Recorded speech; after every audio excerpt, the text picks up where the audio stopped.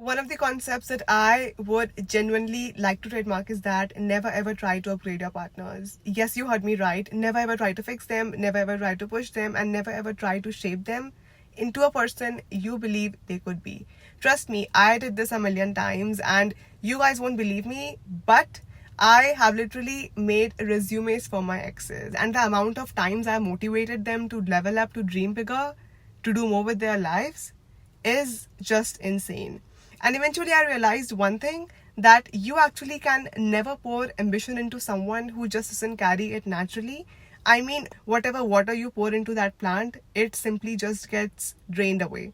Every human being on this planet has their own purpose, and that purpose is different for everyone. And we need to understand that no matter how much you motivate someone, if that path is not meant for them, they will just not walk it. And the harsh truth is, if your growth is slowing down just because you're waiting for someone else to grow with you, that is no longer their fault but your own. And yes, growing alone can feel intimidating sometimes and can feel scary because you are outgrowing your own partner, and there will always be this thought that what if the relationship will fall apart.